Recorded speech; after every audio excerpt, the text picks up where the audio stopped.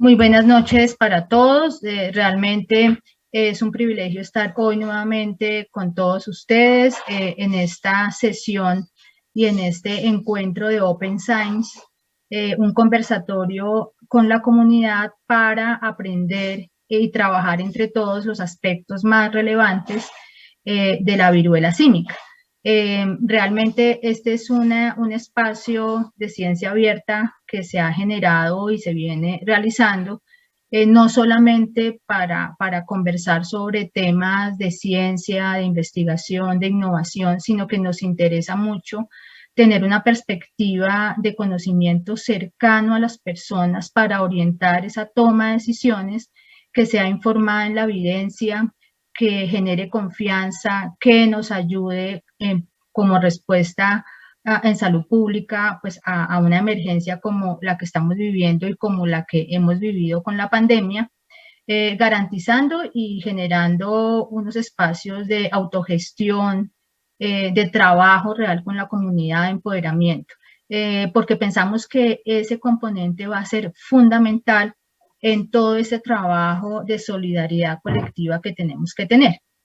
También pues es un escenario que ratifica ese compromiso entre la academia, las sociedades científicas, las universidades, el sector gubernamental, los líderes que tienen la responsabilidad de generar las políticas en salud pública y la sociedad en su conjunto. Entonces creo que también ratifica el poder de trabajar colaborativamente para resolver problemas complejos.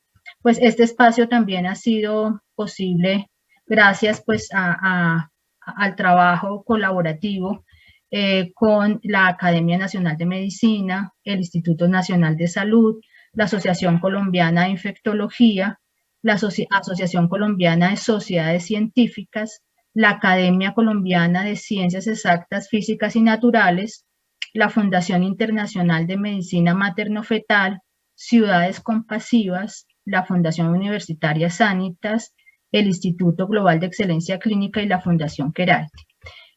Para esta sesión, que es bajo una metodología de conversatorio, vamos a tener un panel de profesores de muy alto nivel, muy expertos en el tema y con un enfoque realmente multidisciplinario. Entonces nos va a acompañar el doctor Alfonso Rodríguez.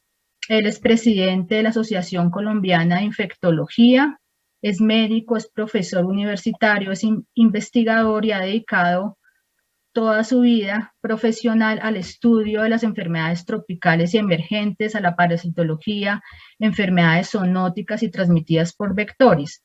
Él además es presidente del Comité de Medicina del Viajero de la Asociación Panamericana de Enfermedades Infecciosas, es vicepresidente de la Sociedad Latinoamericana de Medicina del Viajero y miembro del Consejo de la Sociedad Internacional de Enfermedades Infecciosas, profesor de la Facultad de Medicina de la Fundación Universitaria Autónoma de las Américas en Pereira. Camila Ronderos, ella es la directora ejecutiva de la Fundación Queralty, ella es antropóloga con maestría en desarrollo urbano y candidata al doctorado de política pública y urbana en New School en Nueva York. Camila cuenta con una amplia experiencia en el sector social, principalmente en el desarrollo de la participación ciudadana, el fortalecimiento de las redes y capital social para lograr cambios de calidad de estilo de vida. Ella, ahora que estábamos conversando aquí entre los panelistas, nos decía que era el bicho raro, pero por el contrario, para nosotros, en su rol como directora de la Fundación Queralty, pues ha sido una profesora en todo el enfoque de sociocomunitario dentro del marco de todo un modelo integrado e integral. La doctora Dora Bernal, ella es presidente de la Asociación Colombiana de Sociedades Científicas, es médica especialista en medicina familiar, docente del Departamento de Medicina Familiar de la Universidad del Valle, vicepresidente de la región andina en la Confederación Iberoamericana de Medicina Familiar y fue expresidente de la Sociedad Colombiana de Medicina Familiar.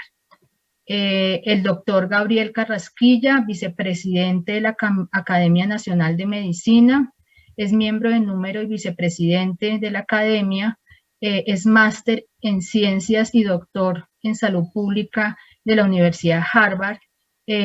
Fue director de salud de la Fundación FES y secretario de salud del Valle del Cauca, profesor de la maestría en epidemiología de la Universidad del Valle y la Universidad del Bosque. La doctora María Fernanda Gutiérrez es directora de la Academia Colombiana de Ciencias Exactas, Físicas y Naturales, es bacterióloga con maestría en biología, doctorado en ciencias biológicas, maestría en comunicación. Se ha desempeñado durante varios años, más de 30, en la cátedra de virología en la Universidad Javeriana. Además, es una potente divulgadora en ciencia y dirige el programa Bitácora en Javeriana Estéreo. Entonces, cuando la escuchen, pues van a tener una voz muy, muy reconocida. La doctora Marta Ospina, muy conocida por todos, directora general del Instituto Nacional de Salud, directora de Epidemiología y Demografía del Ministerio de Salud, es médica de la Universidad Javeriana, especialista en gestión de la salud pública, magíster en epidemiología y en economía, candidata a doctora en política pública. El doctor Mauricio Herrera es especialista en ginecología y obstetricia, en medicina materno-fetal de la Universidad del Rosario, es jefe nacional del Departamento de Medicina Materno-Fetal, director del programa de especialización en medicina materno-fetal, director de las áreas de terapia fetal, cardiología y neurología fetal, presidente de la Federación Internacional de Medicina Materno-Fetal. La doctora Sandra Beltrán es médica de la Universidad del Rosario, especialista en pediatría e infectología pediátrica de la Universidad del Rosario, directora del Departamento de Infectología Pediátrica de Clínica Colsanitas y miembro de la Asociación Colombiana de Infectología en el capítulo de pediatría. Entonces le damos la bienvenida a nuestros panelistas. De verdad es un gusto tenerlos aquí. Ya creo que están conectados en nuestro auditorio, en nuestra sala de auditorio. Entonces los invitamos a que a través del chat puedan ustedes ir haciendo las preguntas. Tenemos dispuestas aquí algunas preguntas que hemos venido recogiendo en otras sesiones y lo que pretendemos es ir avanzando con ellas de una manera súper clara y sencilla para que podamos ir haciendo como un tránsito y una historia a través de este nuevo reto que es la viruela símica. Entonces, vamos a empezar aquí con algunas de las preguntas la primera para el doctor Alfonso Rodríguez, para que nos explique un poco de cómo debemos entender esta nueva situación que es la viruela del mono.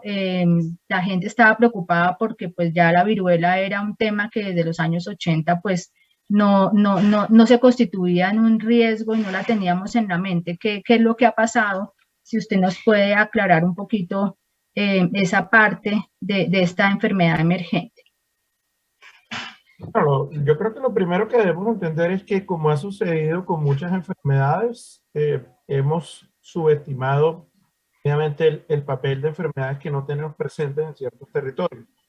Y creo que las enfermedades emergentes, no solo el caso específicamente de la viruela del mono, sino también lo sucedido en el pasado con otras enfermedades, como el caso propio del COVID-19, el caso del Zika, el chikungunya, por nombrar otros ejemplos, pues son buen punto de referencia para recordar que vivimos en un mundo, primero que nada, hoy en día completamente globalizado, en el cual la situación desde el punto de vista emergente, y yo creo que es importante reflexionar en este momento sobre otros problemas que en este momento están en el radar a nivel internacional, pues definitivamente nos pueden llegar en cualquier momento y debemos estar atentos desde todo punto de vista, desde el punto de vista, por supuesto, de las instituciones, del sistema, de la salud pública, porque obviamente pues algunas tendrán obviamente mayor probabilidad de causar un problema. Y en ese sentido, pues hay que recordar, yo creo que la viruela del mono es una entidad que algunos no tienen claro, que es realmente antigua, pues fue descubierta en el año 1958 y no fue de hecho descubierta en el continente africano, sino en Dinamarca, y en el año 1970 empezó a demostrarse que esta enfermedad, descrita inicialmente en monos, pero que puede afectar de hecho muchos animales, y aquí hay temas importantes de discutir del reciente reporte de los últimos días, pues empezó a afectar a los seres humanos en el año 1970, y de ahí en adelante el continente africano ha venido presentando brotes.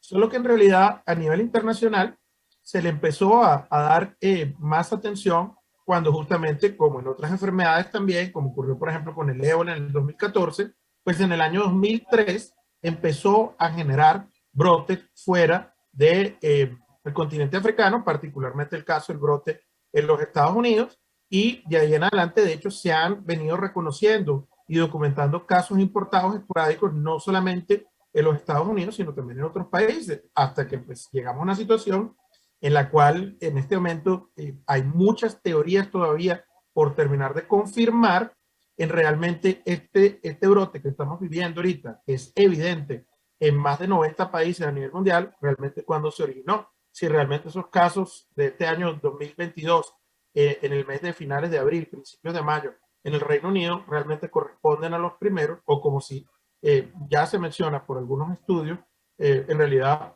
esto venía circulando fuera del continente africano en relación a este brote, ya de acuerdo a datos incluso de carácter genómico y filogenético en otros países, de hecho, del continente europeo.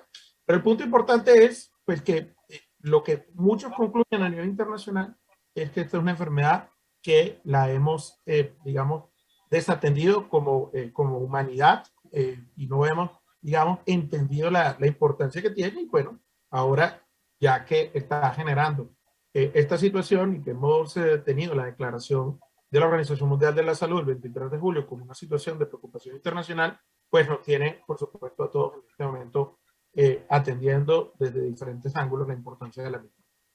Gracias, Alfonso. Y María Fernanda, ¿será que tú nos explicas un poquito? Acá hay una pregunta respecto con tu experticia del virus, ¿no? O sea, ahorita tenemos este virus, hemos tenido ya unos retos fuertes, tuvimos un pico respiratorio que también es viral, un poco para explicarle a la gente por qué los virus tienen este comportamiento, porque también la gente pues se aterra con las bacterias y demás, entonces un poco un concepto sencillo para entender estas características particulares que tiene este virus y por qué está este comportamiento epidemiológico. Bueno, lo primero importante es decir que en la Tierra habitamos muchos entes vivos, muchos, y de muy variadas clases. Nosotros siempre habíamos pensado que los microorganismos eran malos, eran los malos del paseo, pero a medida que ha ido pasando el tiempo nos hemos dado cuenta que hay buenos y hay malos, pero que también hay muchos. Entonces, ese es decir, es un grupo más de seres que están sobre la faz de la Tierra, pero ese grupo más de seres se caracteriza por ser patógenos intracelulares, obligados. Entonces necesitan de las células para poder, ellos no son células, necesitan de las células para poder multiplicarse, que es a lo que vienen a multiplicarse y a mantener su especie. Dentro de ese marco también tenemos claro que hay especies, los virus tienen posibilidades de entrar a ciertas especies, no a todas. Algunos entran a varias, otros entran solamente a unos. Entonces aquí estamos empezando a tener el problema de lo que estamos hablando ahora, y es de los casos de la zoonosis, enfermedades que estaban normalmente en el humano, en los animales, y por alguna razón pasan al humano. Lo que pasó pues con el COVID, lo que ha pasado con varias de las enfermedades virales que hemos visto. Cuando ya entramos a las enfermedades virales que infectan al hombre, empezamos a tener diferencias también. Es diferente hablar de un COVID, que es un virus RNA, que hace infecciones agudas y que es un virus muy inestable genómicamente, a hablar de un virus de tipo viruela, que es un virus que a lo largo de los siglos nos ha mostrado que es un virus muy estable genéticamente. Y tan es así que el virus de la viruela humana se erradicó en los años 70 con una vacuna que se había producido casi que 200 años atrás. Eso nos está mostrando que es un virus genéticamente muy estable. Ahora, no solamente es el único tipo de viruela que hay, y estamos viendo la viruela del mono como otra forma de virus de viruela. En este caso, ese virus de viruela, como ya lo dijo el doctor Rodríguez, pues no es nuevo, es un virus que lleva en la faz de la Tierra 60 o 70 años, y estamos teniendo en este momento el impacto del virus por una razón, y pues obviamente por la globalización del mundial, por todas nuestras condiciones, pero seguramente el virus también ha hecho su aporte, porque que en este momento esté haciendo un virus que era bastante, de una presencia mediana baja, con datos reportados en África de una incidencia baja. Lo tenemos en este momento en el mundo en donde es mucho más alto. Entonces quiere decir que el virus ha ganado posibilidades de adaptarse un poco más a la especie humana. Hay varios estudios también que están mostrando y que están, sobre todo muchos grupos en el mundo que están tratando de entender qué hizo que el virus de la viruela símica esté ahora como con tanta facilidad de entrar en humanos. Y eso es parte de lo que estamos entendiendo. A mí hay una cosa que me parece interesante, pero yo creo que la vamos a tratar más adelante, y es la discusión con respecto a la vacuna, porque la vacuna de la viruela humana logra proteger contra esta viruela símica. Eso nos está mostrando un poquito de esa estabilidad viral, pero en principio pues son diferentes virus y a mí me parece muy importante diferenciar. No estamos teniendo el caso de COVID, no estamos teniendo el caso de Zika, ni chikungunya, ni de dengue, ni de todos estos virus de enfermedades tropicales. Estamos teniendo una infección por un virus DNA que tiene un comportamiento más crónico, más largo, que se demora un poco más la enfermedad, pero eso es típico de las infecciones por virus de DNA. Gracias, María Fernanda. Marta, no sé si nos explicas cómo va el problema epidemiológico en el mundo. En este momento, pues aquí estamos no solamente personas de Colombia, también hay México, Perú, Venezuela, Estados Unidos. Entonces, de pronto, si nos das un panorama de cómo es el comportamiento, para dónde vamos, y como lo ha dicho María Fernanda, por el comportamiento que se espera, o sea, qué podemos anticipar.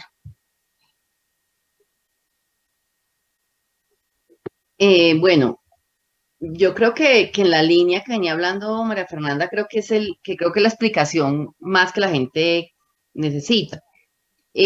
Nosotros, más o menos se cree que hay unos 80.000 virus, digamos, eso es lo que se estima, y han sido caracterizados, digamos, alrededor de 4.500. Muchos de esos, definitivamente el 25%, pueden ser zoonóticos.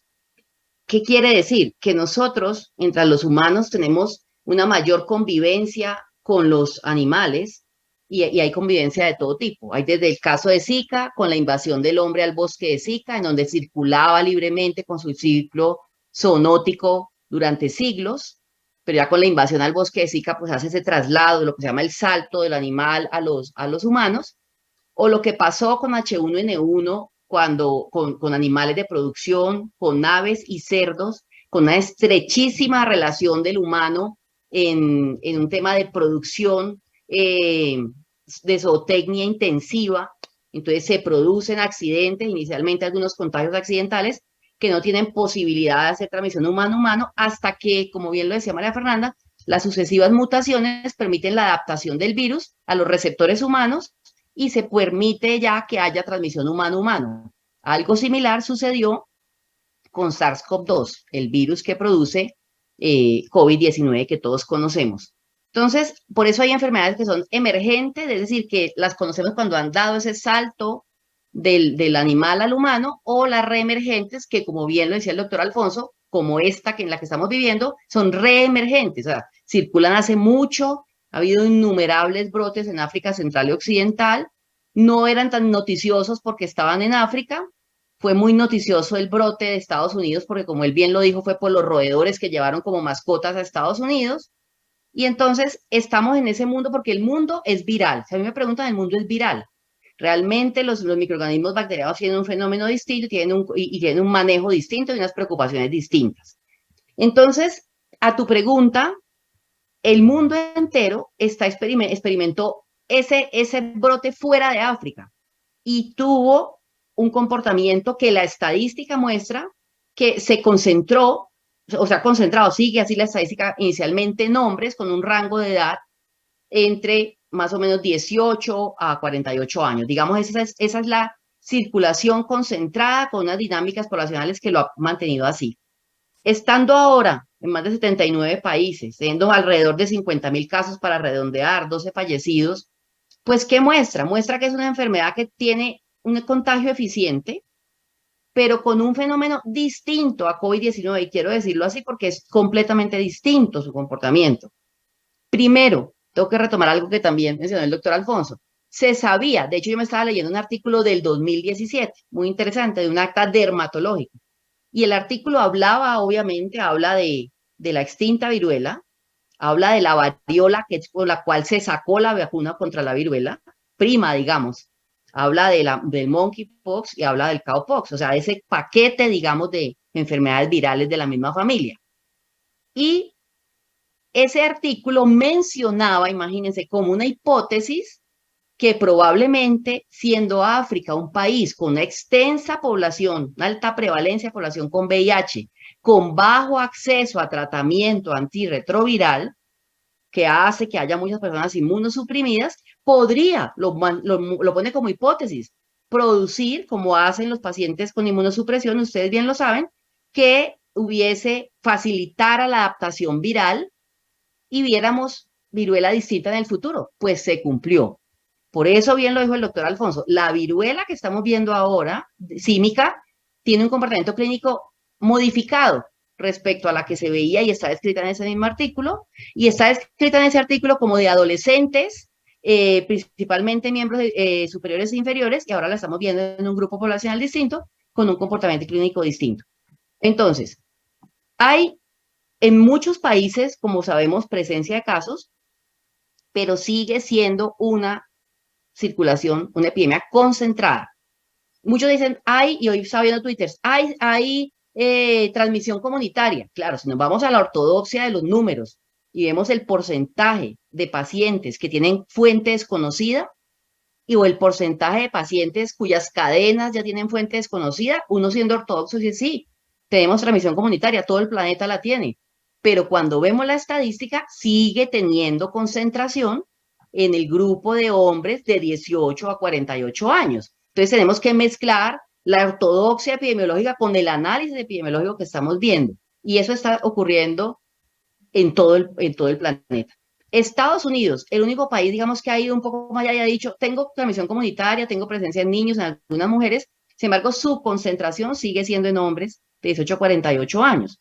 Todos seguimos esperando los 21 días futuros para ver si esa dinámica poblacional cambia. Sin embargo, todos seguimos apostando a la educación, que es sin duda la herramienta más poderosa, junto con los equipos de protección personal en el personal de salud, las herramientas más poderosas para disminuir la velocidad de propagación.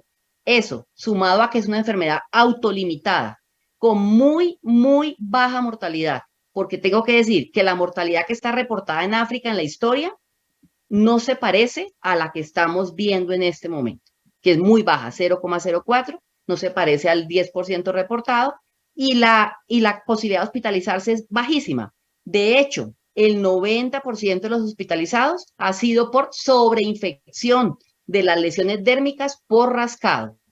Entonces, el mundo está ante un fenómeno autolimitado, con una enorme propagación, más de 80 países, 50 y tantos mil casos, pero todos ellos en su mayoría autolimitados, solo 12 fallecidos y con un fenómeno que definitivamente se concentra en una población específica. Perfecto, Marta. Y tú has dicho unos temas interesantes. La educación es un factor determinante acá y seguramente este es un ejercicio que nos está poniendo el planeta para irnos preparando posiblemente para otros un poco más fuertes y nos está dejando este tiempito aquí para hacer esta asociación de eficiencia. Doctor Carrasquilla, en ese sentido, pues desde la Academia Nacional de Medicina, si le explicamos un poco a toda la comunidad qué es eso de que esto es una emergencia de salud pública de interés internacional y eso cómo nos compromete pues a toda la academia, las sociedades un poco para empezar a trabajar más fuertemente en este tema. Gracias, doctora Nancy. Muchos saludos para todos los participantes en esta importante reunión. Creo que es muy importante conocer que existe el Reglamento Sanitario Internacional. El Reglamento Sanitario Internacional existe desde el año 1951, pero digamos que en su versión reciente data de 1969, que fue aprobado por la Asamblea Mundial de la Salud en ese año, y después tuvo un par de modificaciones en en los años 70, porque estaba muy concentrado a 6 y después a solamente 3 enfermedades que eran fiebre amarilla, peste y cólera. Pero en el año 95 la Asamblea Mundial de la Salud dijo al director general de la OMS, esto hay que actualizarlo y hay que, porque ya está muy antiguo y tiene que ser, teniendo en cuenta la globalización y todo, tiene que ser actualizado. Finalmente, para ser muy breve, en el año 2005 salió el nuevo Reglamento Sanitario Internacional que se promulgó en abril o mayo del año 2017. Este Reglamento Sanitario Internacional, vale la pena notar que va a volver a ser revisado porque tiene que ser actualizado, teniendo en cuenta que el panel independiente que tuvo la Organización Mundial de la Salud para análisis de la epidemia, de la pandemia del COVID-19, hizo una recomendación de revisar el Reglamento Sanitario Internacional, de manera que va a sufrir una nueva revisión actualizada porque la tenemos desde el 2005.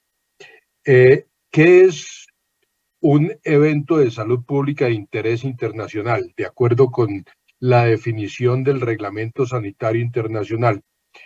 Es un evento extraordinario que constituye un riesgo para la salud pública de otros estados por la propagación internacional de una enfermedad y que podría exigir una respuesta internacional coordinada.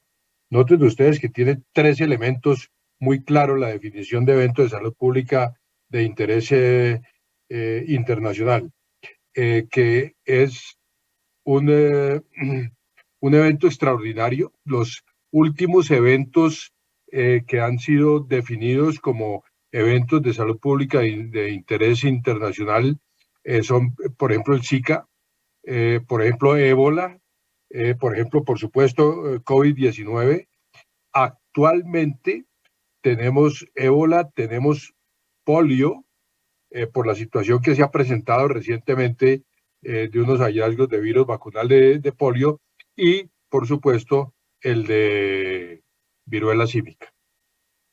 El otro elemento de esta definición es que puede ser una amenaza para otros estados, a partir del estado o el país de donde se origine y que pueda tener una fácil propagación y que por lo tanto requeriría una respuesta internacional coordinada. Un muy buen ejemplo que tenemos reciente, obviamente, es el del COVID. Para definir un evento para definir qué es un evento de interés, de salud pública de interés internacional, se necesitan entonces 3 criterios, que es un evento inusitado o imprevisto, que puede tener la propagación internacional y que tiene un riesgo significativo para otros estados y por lo tanto significa que deben venir restricciones en viajeros, por ejemplo, como sucedió, recuerden todos, en la parte de COVID-19. Con estos elementos, el Reglamento Sanitario Internacional dice que el director general de la Organización Mundial de la Salud debe citar a un comité de emergencias que debe dar un concepto sobre si se debe declarar un evento con las características ya anotadas como evento de salud pública de interés internacional. El comité de emergencias, la primera vez que se reunió por este evento de viruela símica fue en junio de este año.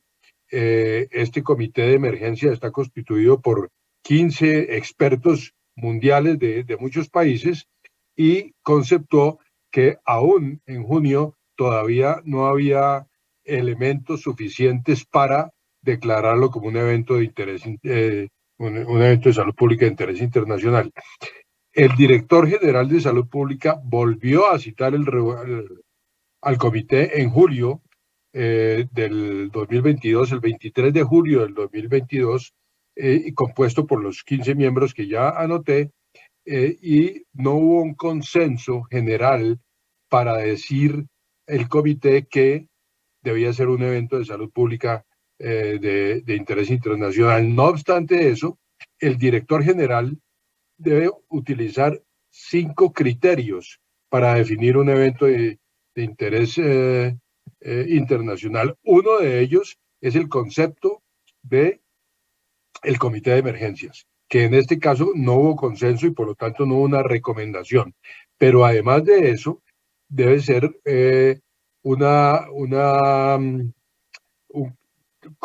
qué tan rápido se está diseminando el virus, y en poco tiempo pasó de unos pocos países, hoy en día ya está en más de 90 países, como anotó Marta, aun cuando la gran mayoría de casos reportados está en 4 o 5 países, está en más de 90 países y han reportado casos.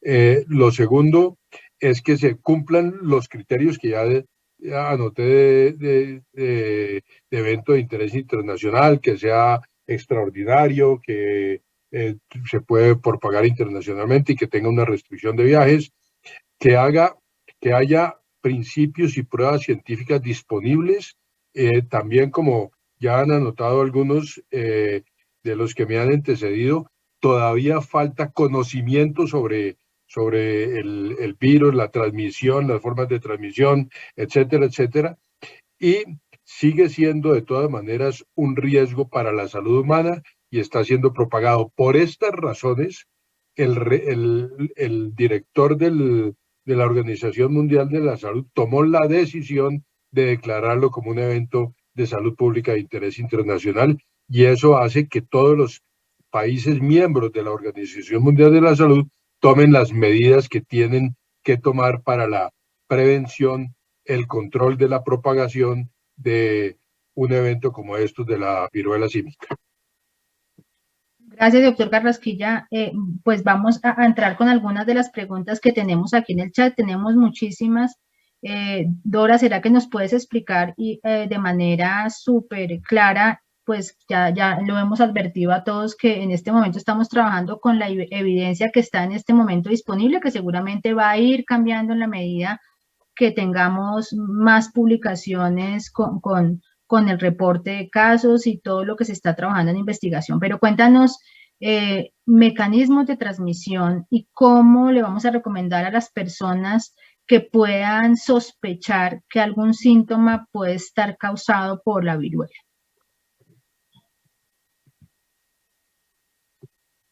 Estás en mute. Activa eso. Ahora sí. Buenas noches para todos. Un gusto estar aquí. Gracias, doctora Nancy. Los mecanismos de transmisión son variados, pues el más frecuente y el más importante es el de persona a persona. Este contacto, pues el contagio se hace principalmente por contacto directo o por contacto indirecto con sangre, fluidos corporales y sobre todo por las lesiones de la piel. La transmisión secundaria de la viruela símica de persona a persona puede producirse por contacto directo con las secreciones infectadas, con gotas de las vías respiratorias, con las lesiones a partir de las erupciones cutáneas y en particular mediante contacto cara con cara o piel con piel o boca con boca o boca con piel, incluido el contacto sexual o con líquidos corporales.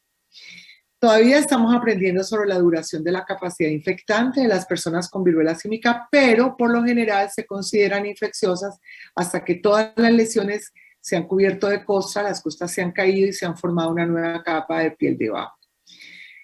Los entornos también pueden contaminarse, ¿no?, con el virus del monkeypox. Cuando una persona infectada toca prendas de vestir o la ropa de cama o las toallas o los objetos, los aparatos electrónicos y las superficies, esta contaminación puede llevar a transmisión de la infección por el contacto con esos artículos, y también es posible infectarse al respirar escamas de piel o virus de la ropa de cama o las toallas, que es lo que se ha denominado transmisión por fomites. Tener en cuenta que algunos de los signos que aparecen son úlceras, no necesariamente pues la evolución de las máculas a vesículas, a pústulas y a costras, pero en mucosas, sobre todo en cavidad oral y en genitales, pueden aparecer úlceras. También estas lesiones aparecen también en la boca y también pueden ser infecciosas, lo que significa que el virus puede propagarse por contacto directo con la boca, con gotículas respiratorias y posiblemente a través de aerosoles de corto alcance.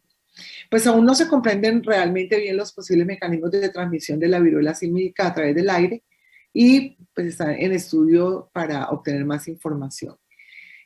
Como nos dirá el doctor ginecólogo, también pues ahora puede haber transmisión de la madre al feto a través de la placenta o por contacto del recién nacido con la piel de la madre o al lactarlo o al niño por contacto directo. Se han comunicado algunos casos de infección asintomática también, porque los síntomas pueden ir de leves a graves, pero hay algunos casos que son asintomáticos y no está claro si estas personas asintomáticas también pueden propagar la enfermedad a través de los líquidos corporales. El hecho es que se han encontrado trozos de ADN del virus de la viruela símica en el semen y no se sabe si la infección puede propagarse directamente a través del semen, de los líquidos vaginales, de los líquidos amnióticos, de la leche materna, y esto se encuentra actualmente en investigación. También, como decía el doctor que me antecedió, hay contagio de animales a seres humanos, sobre todo cuando se entra en contacto con algún animal infectado. Y a uno le parece esto como que, ¿cómo así que animales? Y no tenemos la posibilidad de eso, pues resulta que podemos tener contacto con primates no humanos, personas que trabajan, por ejemplo, en zoológicos, etcétera, roedores terrestres, ardillas albícolas, en fin, a través de mordeduras o arañazos o durante actividades de caza o de peletería, etcétera. Y esto puede ser posible, de modo que no es tan raro considerar este contagio, ¿no? A través de este riesgo de contagio a través de animales puede reducirse evitando pues el contacto con ellos. Y lo otro es que los humanos también podemos contagiar, hay un riesgo potencial de contagio a nuestras mascotas y al ganado y a la fauna silvestre dependiendo de nuestras actividades. De modo que hay contagios entre los seres humanos, de los seres humanos a los animales y de los animales, como ya dijimos, a los seres humanos. Gracias, doctora Dora. Y ahora hay unas poblaciones de riesgo y especiales sobre las cuales hay muchas preguntas acá. El doctor Mauricio Herrera, pues que ha liderado las guías internacionales en la población y desde el enfoque materno-fetal con un grupo de profesores de diferentes países. ¿Por qué no nos aclara un poco ese mecanismo de transmisión de madre a feto, qué riesgos, qué precauciones, cómo es el comportamiento en las mujeres en embarazo? Un poco para aclarar, acá hay varias preguntas al respecto. ¿Qué tenemos que tener en cuenta y qué debemos saber de manera súper sencilla? Sí, Nancy, muchas gracias. Muchas gracias por la invitación. De manera sencilla, pues las embarazadas son un grupo de riesgo por varios de los mecanismos de transmisión. Hoy sabemos con múltiples metaanálisis que hemos hecho y con la experiencia que se tiene por la viruela de la posibilidad de transmisión. La gran preocupación y mucha gente nos está viendo y seguramente muchas mujeres embarazadas pues es que según el trimestre en el cual se produzca el fenómeno de la infección, en términos generales sabemos que en el primer trimestre la infección puede ser muy agresiva y causar la pérdida del embarazo y además de eso, muchos de los casos de viruela que han sido reportados y específicamente en la última revisión que hicimos mundialmente, como lo decías tú, 7 casos de los cuales tenemos experiencia, no en este momento, sino reportados anteriormente con situaciones de parto pretérmino, es decir, que el parto se viene antes de las 37 semanas, junto con las complicaciones que pueden suceder en las madres que son inmunológicamente mucho más predispuestas a que estas infecciones se sobreinfecten. Así que es una de las grandes preocupaciones que tenemos. En cuanto a la posibilidad de inducción de anomalías congénitas, no está claro todavía, ni está documentado como tal. Toda la experiencia que se tiene es de un par de casos reportados en la literatura hace muchos años en cuanto a la viruela. Y la verdad es que, como decía la doctora ahora, la transmisión en términos generales es un virus que evidentemente pasa a la placenta y induce respuesta inmunológica del feto con un gran fenómeno de lo que se denomina inflamación. Por eso las mujeres embarazadas deben ser consideradas de riesgo, además por uno de los mecanismos de transmisión, no solamente del contacto. Y para terminar, pues si llegamos a tener madres que hasta ahora no se han presentado infectadas, que están muy cerca al parto, pues una de las grandes precauciones que tener es con el recién nacido, y es por el contacto, la lactancia, y es un punto bastante importante que hay que tener en cuenta los diferentes centros que nos están viendo y prepararse para ese evento si se llega a presentar, no solamente por la lactancia, sino por el contacto con la madre. Entonces hay que contarle a la madre la posibilidad de esa infección que puede darse, y seguramente si está infectada en el momento del parto con las lesiones activas, pues habrá que hacer un aislamiento preventivo. Gracias, doctora Herrera. Doctora Sandra, para seguir con el tema de pediatría, muchas preguntas con precisamente esta situación. Entonces pasamos del planteamiento aquí del riesgo en las mujeres en embarazo, de las implicaciones que pueden tener para el feto, pero también ciertas particularidades en el recién nacido y en los niños. ¿Será que nos puede explicar un poco qué tener en cuenta, qué decirle a las mamás, qué decirle a las familias, cuáles son los signos, de qué estar atentos? Bueno, muy importante de todas maneras tener claro que los niños, igual y que el cuidado materno-fetal debe ser, como dijo ya Mauricio, desde el principio de la gestación, porque hacemos una conexión y un trabajo, digamos, en una forma, digamos, paralela junto con el obstetra para tener el mejor resultado en el recién nacido. Ya habló Mauricio de ello. Entonces una vez tenemos el niño ya como tal, los niños tienen una baja tasa de infectividad en este brote que está reportado de Estados Unidos, como ya se reporta, aquí casi no ha habido ningún componente en niños. Sabemos que el otro tipo de viruela símica tiene mayor compromiso en niños, pero no el que está actualmente circulando en nuestra población. Sin embargo, el hecho de tener un contacto estrecho, por lo ya mencionado previamente, de cómo se puede, de las formas de transmisión del virus, por contacto directo piel a piel, que no implica realmente ningún contacto sexual, pero sí el contacto estrecho con un familiar o con un cuidador que tenga lesiones de viruela símica y que esté dentro del periodo de infectividad, pues obviamente ponen en riesgo a los niños, que hay que cuidarlos de una forma, digamos, muy similar a lo que aprendimos con COVID, y es importante que todas las enseñanzas que tuvimos de COVID nos sigan sirviendo, no solo para viruela símica, sino para otros tipos de virus, y actualmente estamos, aunque en bajada del pico respiratorio, entrando al siguiente pico respiratorio que de paso vale la pena acuñar. Entonces, importante el lavado de manos. Si uno tiene un contacto o un familiar con una enfermedad de viruela símica, debe tratar de no tener contacto con él, pero si esto es imposible, debe usar una máscara quirúrgica, preferiblemente bien ajustada, en lo posible solo mayores de 2 años, niños menores de 2 años no la pueden usar. El lavado de manos, el distanciamiento físico, una buena ventilación, porque como dijo claramente la doctora, todavía no hay una especificidad clara en cuáles son los mecanismos específicos de transmisión, pero todas estas vías se ven claramente pues propuestas en este tipo de cosas. Por ahora esto, no hay un aumento, como les digo, de los números. Sin embargo, es importante tener en cuenta esto, y no son candidatos a vacunación post-exposición, excepto que tengan algún tipo de compromiso. Obviamente que los niños menores de 8 años, las personas que tengan alteraciones dérmicas importantes, como son dermatitis atópicas severas, alguna alteración que sea genética desde el punto de vista de piel, que no tenga una piel intacta, como son algunas afecciones, ictiosis, eczemas, etcétera, también van a afectar a los pacientes que tengan compromiso de su sistema inmunológico. Son pacientes que si se infectan tienen que tener un cuidado más estrecho, signos de alerta, por si acaso el paciente requiere hospitalización o manejo de otro tipo farmacológico, etcétera. Gracias, doctora Sandra. A ver, Cami, entramos aquí en acción desde la comunidad, ¿no? Porque pues ya hemos visto que tenemos una baja tasa de complicaciones, y como lo hemos mencionado, la educación y el trabajo desde la comunidad, la familia, la casa va a ser de vital importancia.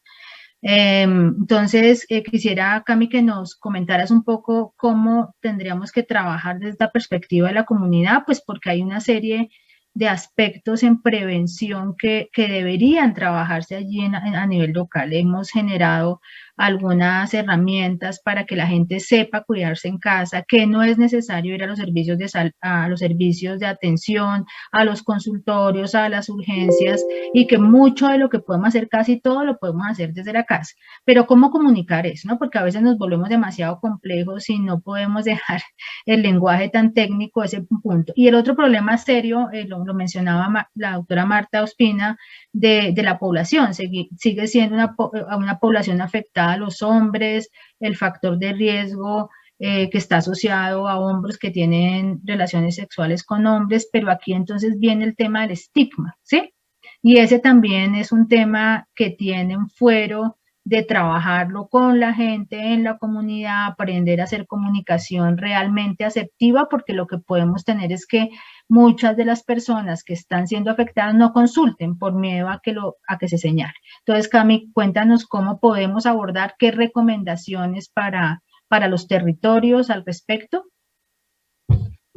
Claro, muchas gracias, pues Nancy, también por la invitación y pues a todos por esas. Yo he aprendido hoy cantidades escuchándolos a ustedes, pero yo creo que hay un tema que quiero resaltar y es en todas las intervenciones que hemos escuchado hasta ahora, de las cuales pues he aprendido cantidades, hay una cosa que se resalta y yo creo que el COVID es una de las enseñanzas que también nos deja y es: ustedes todos saben muchísimo sobre la enfermedad, algunas cosas más que otras, pero al final del día el control no lo tienen ustedes, lo tenemos nosotros, cada uno de nosotros como ciudadanos. O sea, ustedes nos pueden cuidar, hacer el mejor esfuerzo de informarnos, pero si cada uno de nosotros como ciudadanos no tomamos la responsabilidad y la corresponsabilidad de cuidarnos los unos a los otros, y que creo que eso COVID pues nos lo enseñó al infinito, espero por lo menos que nos lo haya enseñado para lo que se nos viene en las futuras, esperamos no más pandemias, pero por ahí van, pues hay un tema de corresponsabilidad y de comprender que al final del día, digamos, el sistema de salud tiene la capacidad, bueno, esperamos tiene la capacidad, pues porque COVID nos puso a prueba, tiene la capacidad de responder una vez yo estoy infectado, más la responsabilidad de no infectarme pasa por cada uno de nosotros. Y ese creo que es uno de los mensajes centrales que tenemos que ser capaces de llevar pues a todas las personas. No, yo creo que en COVID me cuido yo para cuidar a los demás, pues en este caso es lo mismo. Claramente, como lo que hemos hablado hoy, pues obviamente no tiene la magnitud que tenía el COVID, o que aún tiene, que ahora pues con la vacuna obviamente está reaccionando distinto, pero el COVID pues ese fue un poco el mensaje al principio y ese es uno de los mensajes centrales que se tiene que seguir mandando. Una de las estrategias que nosotros hemos usado mucho desde Fundación es identificar líderes comunitarios en los diferentes territorios. Si además en este caso pues somos capaces de mapear pues las concentraciones territoriales donde haya mayor presencia de la viruela, pues poder empezar también entonces en esos territorios a identificar esos líderes. La información científica con frecuencia no nos llega, digamos, a los ciudadanos del común porque nos parece compleja de entender. Yo sé que muchas veces parecemos explicándolo en fácil, pero no siempre estamos hablando en fácil. Entonces nosotros lo que hemos hecho es sentarnos con líderes de distintas comunidades, tratando de identificar territorios donde sabemos que hay mayor presencia de alguno de las problemáticas. Por ejemplo, un momento en COVID trabajamos mucho en la costa, donde esto se estaba viendo pues con más fuerza, y que sean las mismas comunidades las que empiecen pues a abordar el tema del cuidado en comunidad, a hablar con sus vecinos para identificar esos posibles casos, y a poder de esa manera, digamos, a atender el cuidado de estas personas. En este caso, el tema del estigma, a diferencia de, por ejemplo, con el COVID, pues porque el COVID a todos nos iba dando más o menos, no importaba de dónde estuvieras, ni de dónde vinieras. En este caso, pues que tiene estigma, también yo creo que el ideal es poder hablar con esos líderes de las comunidades donde tengamos mayor presencia y pues poder llevar un mensaje de que, digamos, no sé, es un poco como pasó con el VIH en algún momento, ¿no? Que al final del día sí era como se veía y hoy en día pues ya no necesariamente se ve de la misma manera. Entonces, bajo esa misma lógica, pues empezar a hacer ejercicios que nos permitan entender la forma de acompañarlo. Yo creo que ahí hay un tema de ser muy gráficos, de poder representar, ¿no? Así como cuando con el COVID hablábamos de que toda gripa era susceptible de ser COVID, pero no todo COVID no toda gripa era un COVID, y entonces cómo empezábamos también a diferenciar y a saturar los sistemas de salud. Pues yo creo que aquí también hay un ejercicio de ser capaces de gráficamente llevarle a las comunidades para que empecemos a diferenciar entre las cosas que estemos viendo, las lesiones, cuál puede ser la diferencia entre las unas y las otras, pero pues de verdad que casi en dibujitos, así como yo todavía pinto en bolita palito, que permitan pues que realmente lleguen y sean elementos masivos. Pero yo creo que sobre todo es eso, es identificar quiénes son esas personas que lideran o son líderes de esas comunidades, donde estemos viendo la mayor presencia de la aparición de la viruela, y cómo ahí empezar a trabajar desde la base con las comunidades, y obviamente pues nos ponemos a disposición para acompañar ese proceso si tenemos acceso a esa información, obviamente, para poder articular los distintos territorios. Gracias, Cami. Muchas gracias. Doctora Ospina, cuéntenos un poco, ya teniendo claridad de factores de riesgo, poblaciones, ¿qué es lo que se debe hacer? O sea, realmente, ¿cuál ha sido esos algoritmos de recomendación para hacer el diagnóstico, para los contactos, para el aislamiento? ¿En qué estamos en este momento? Que son como lineamientos muy universales y que creo que pueden aplicar a muchos de los países. Bueno, primero que todo tenemos que tener presente que no estamos, y es algo importante, pensando que hay poblaciones de mayor vulnerabilidad.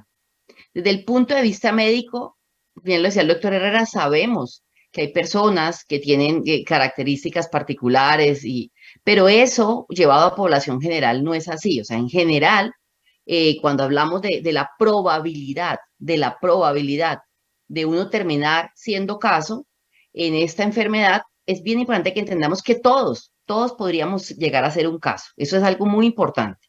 Y no es una enfermedad que pertenezca a determinado grupo poblacional. Cuando hablamos que la estadística y los datos epidemiológicos nos muestran que en este momento la transmisión sigue estando más concentrada en un grupo de edad particular y en un género particular, es una descripción de la transmisión, una descripción. No quiere decir, y es muy importante, que entonces sea algo exclusivo de ese grupo que está presentando la mayor probabilidad. Nosotros hemos explicado, y vuelvo a tocar el tema de la epidemia concentrada. La epidemia concentrada es aquella que en unos islotes de población la incidencia es mayor comparado con el resto de la población. Sin embargo, cuando la población tiene unos vasos comunicantes suficientemente eficientes, hace que de esos islotes de población la transmisión pueda propagarse al resto de la población.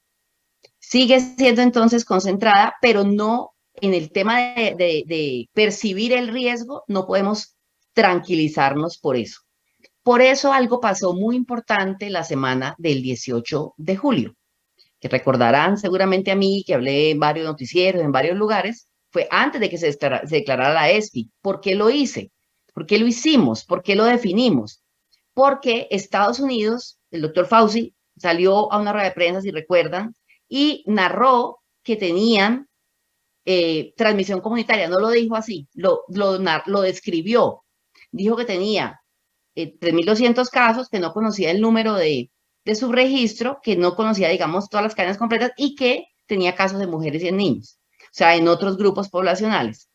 Al tener una transmisión comunitaria, ¿qué pasa? Que aumenta la probabilidad de usted encontrar un caso positivo en población general.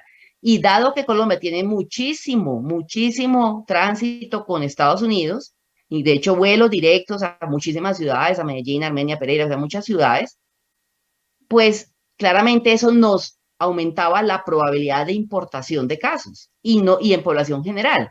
Entonces, por eso subimos el nivel de riesgo de Colombia. Sin embargo, recuerden que yo dije algo y lo sigo diciendo, tenemos una pequeña ventana de oportunidad de mantener ¿qué? La epidemia concentrada en ese grupo poblacional. ¿Cómo? Bien lo decía Camila, lo decía perfecto. Si cada uno de nosotros entiende que todos estamos remando en el mismo barco, si cada uno de nosotros entiende que tenemos todos que ser capaces de reconocer los síntomas en mí o en otro, que tenemos que recomendarle a esa persona o en mí mismo ir a un servicio de salud, porque ojo, Solo el diagnóstico se hace en los servicios de salud.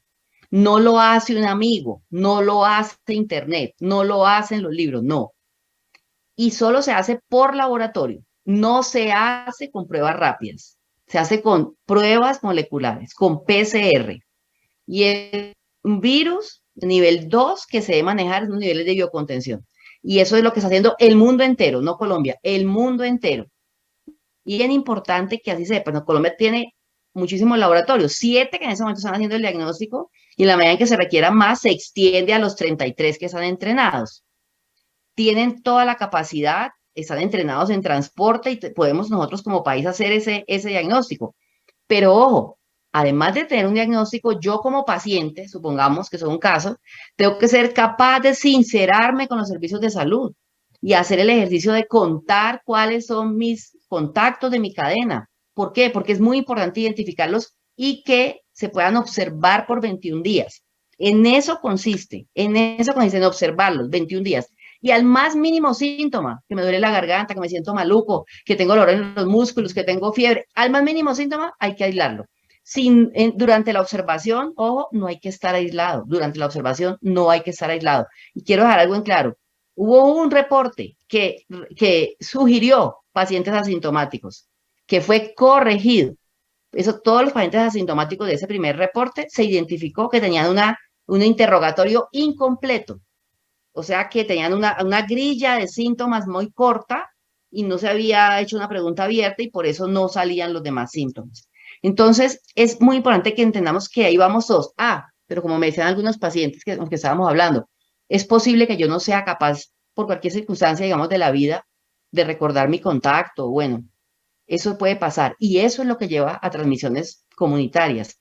Pero todos no debemos desfallecer en ese esfuerzo de mantenerla lo más que podamos confinada, concentrada. De eso se trata. Mientras tanto, recordemos que es una enfermedad que se autolimita. Esas son las recomendaciones generales. Hay otras, por supuesto, para personal de salud. Solo voy a decir una, que son los equipos de protección personal. Y esto es un riesgo laboral. Entonces, otra vez, le extiendo el saludo a los gerentes de IPS, porque eso es un riesgo laboral. Y tiene que ser manejado como un riesgo laboral para el personal de salud. Perfecto, doctora Marta. Entonces, importante es que todos podemos ser un caso que no es de una población específica, que no es de la población, una población que de homosexuales, LGBTI, o sea, es importante que cualquiera de nosotros, y por eso es importante seguir estas recomendaciones. Doctor Rodríguez, cuéntenos, en casa, hemos hecho una gran campaña de educación, de información para que las personas estén en casa, se aíslen tan pronto tengan síntomas, eso es muy importante, pero en casa usualmente algunos tienen la posibilidad de tener una habitación, un baño, pero eso no es en todos los territorios aislados, ciudades dispersas y demás, hay limitaciones. Entonces realmente una manera sencilla, ¿qué podemos hacer? O sea, entendiendo que no todos podemos tener esa capacidad de tener utensilios independientes, la loza y demás. Entonces, ¿qué podemos hacer como recomendaciones importantes para mantenernos en casa y protegernos y proteger a otros? Bueno, lo primero, y yo creo que ya lo expresó muy bien la doctora Marta Ospina, es primero que nada, obviamente, un correcto diagnóstico, que como se expresó claramente, el diagnóstico no es simplemente la sospecha o alguien que cree que lo tiene, sino hay que obviamente acudir al sistema de salud para hacer la evaluación correspondiente, la notificación, la investigación propiamente y determinar si el diagnóstico corresponde o no a un caso confirmado. Y obviamente además teniendo presente que pues la otra cosa que creo que desde el punto de vista clínico es importante recordar es que la enfermedad se parece a muchas otras cosas y en ese sentido los diagnósticos diferenciales que de hecho no solamente el personal médico, sino también la gente tiene que empezar a entender es que no todo brote en la piel significa automáticamente viruela del mono, incluso en aquellas personas que hayan tenido alguna conducta de riesgo, sino que precisamente hay que investigarlo y hay que confirmar o descartar si es viruela del mono o si es otro tipo de situación que se tiene, si tiene una sífilis, si tiene una varicela, entre muchas otras cosas. Obviamente el problema, muy bien tú lo dices, yo creo que, como ya lo han expresado previamente otros panelistas, estamos hablando siempre de que las epidemias y las enfermedades infecciosas, y en general, de hecho, la enfermedad impacta diferente desde el punto de vista, obviamente, de la sociedad. Hay una diferencia desde el punto de vista social, la inequidad en muchos sentidos, y por supuesto, en ese orden de ideas, pues vamos a tener situaciones en las cuales no todos van a estar en las mismas condiciones para enfrentar, desde el punto de vista, obviamente, de un caso confirmado en casa, lo que ello significa desde el punto de vista de hacer, obviamente, un apropiado manejo de esas personas en el riesgo, obviamente, que puede haber de transmisión a otros familiares.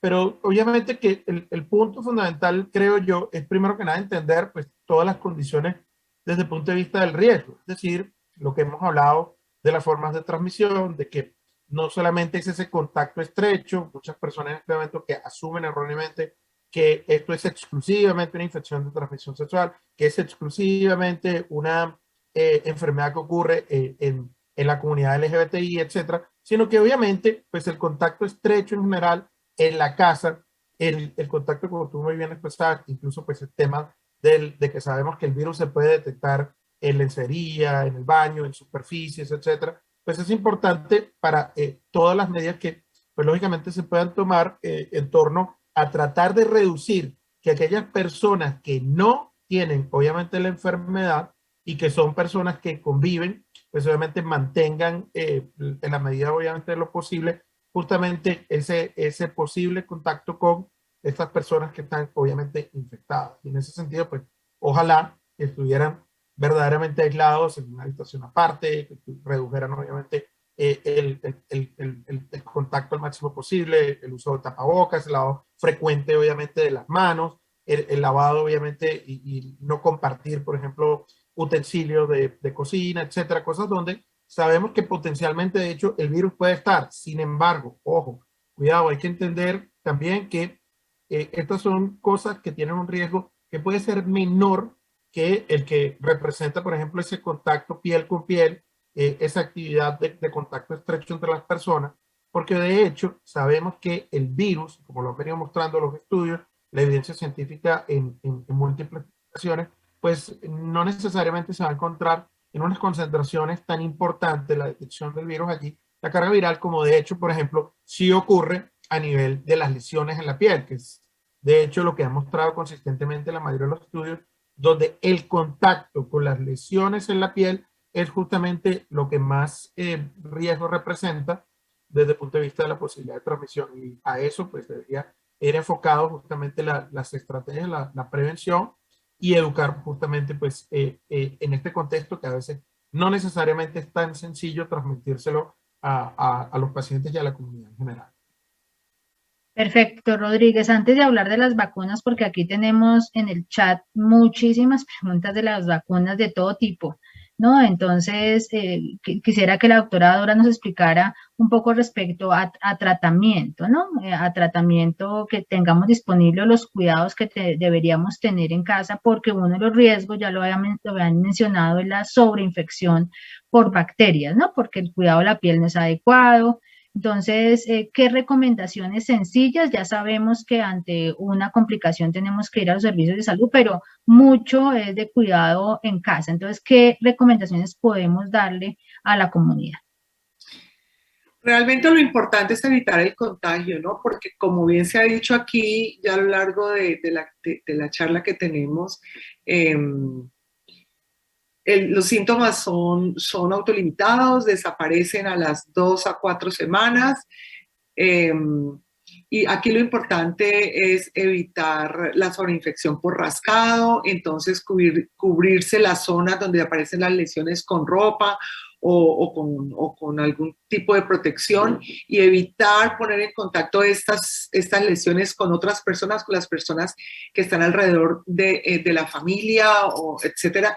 Se supone que las personas cuando tienen, digamos, todas estas lesiones en piel deben estar aisladas y deben evitar el rascado. Para eso se debe utilizar agua fría, se debe evitar, se pueden recomendar algunos antihistamínicos, por ejemplo, para evitar un poquito la sensación de rascado, de prurito, y estarse lavando las manos a menudo.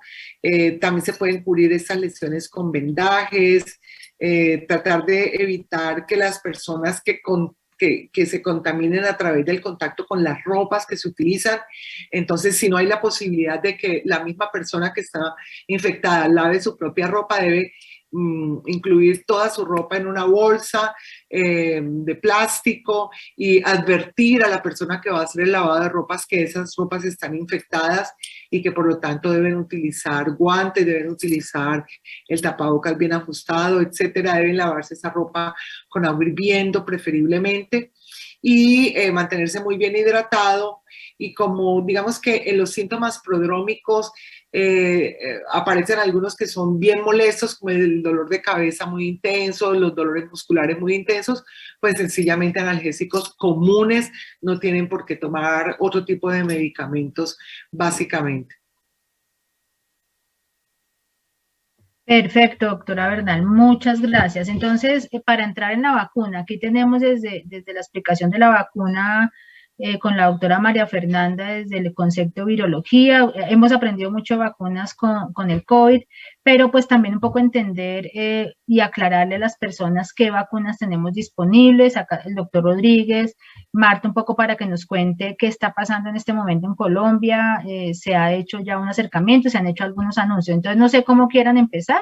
La idea es que tenemos unos minutos un poco para poder hacer aquí una aclaración a toda la comunidad respecto al tema de las vacunas. No sé si empezamos por la doctora María Fernanda, nos hace una claridad de qué tenemos, pasamos luego por el doctor Rodríguez, luego por Marta para que nos explique un poco la situación en Colombia. Yo antes de eso es que tengo un guardado con respecto al problema de comunicación. El problema de comunicación me parece que es muy importante y yo quiero hacer énfasis. Inicialmente, el primer planteamiento que se hizo es en educación. A mí me parece muy importante el planteamiento de educación, pero el planteamiento de educación es a largo plazo. No es un problema ni del COVID ni de la viruela. El problema de educación es un problema que debería ya estar dentro de los colegios, en el pensum, etc. Ahora, tenemos un problema puntual ahorita que es probable que se extienda en el tiempo, pero tenemos que abordar desde un problema de comunicación. Yo estoy muy metida en las comunicaciones y he recibido, así como con respecto a COVID, recibía muchas quejas de que ya nos tienen llenos de información, que ya todo el mundo dice, que es que todo el mundo opina, que es que, ¿cierto? Ahora estamos en el lado contrario. Ahora todo el mundo dice, no nos explican bien y la gente no está como muy segura. Es que como que no tiene muy claro. Entonces nosotros no sabemos qué pensar. Y a mí eso me causa gracia porque la gente no ha terminado de entender que los problemas de ciencia no necesariamente los tienen que saber los científicos en el momento en que están pasando. La historia es mucho lo que nos ayuda después a resolverlos. Seguramente dentro de unos años vamos a entender claramente cómo se contagia, todas las dudas que se vieron aquí también. Entonces a mí me parece muy importante que la comunicación, Camila lo decía, que me gustó mucho, decía, con las regiones, pero no solamente son las regiones.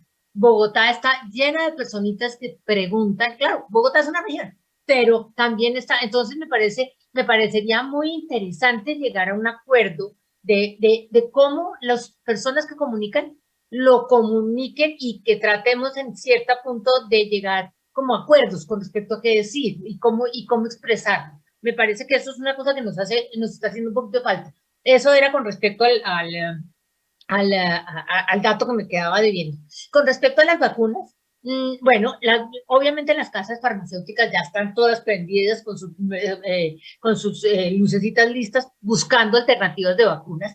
Arrancamos con las vacunas vivas, atenuadas, las vacunas muertas, con la diferencia entre lo que se ha tenido siempre de un virus, que fue el primer virus que dio origen a la vacuna. La vacunación de 1700, 70, algo así, Edward Jenner encontró las vacunas a partir de la viruela, la variola, todos estos mismos experimentos que en este momento parecerían de otro mundo, en donde cogían la vaca, le raspaban las pústulas y se las daban al niño y pasaban X tiempo y ponían al niño en contacto con los niños enfermos. Bueno, esas cosas pues no se verían en esta época, gracias a Dios, pero con esas estrategias empezamos a tener vacunas de viruela. Con esas estrategias un poquito más mejoradas, logramos erradicar la viruela en los años 70 se supone pues que la viruela no la tenemos actualmente, la viruela humana,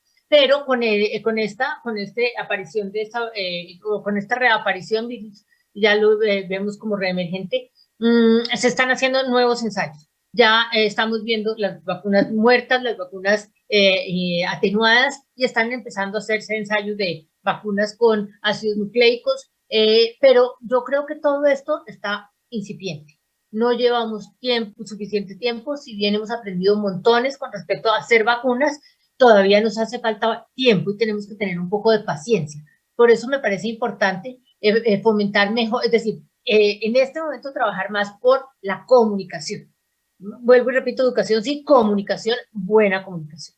Y con respecto a vacunas, uno abre los buscadores para leer artículos y encuentra deliciosamente un montón. Entonces, pues, hay de todo en este momento.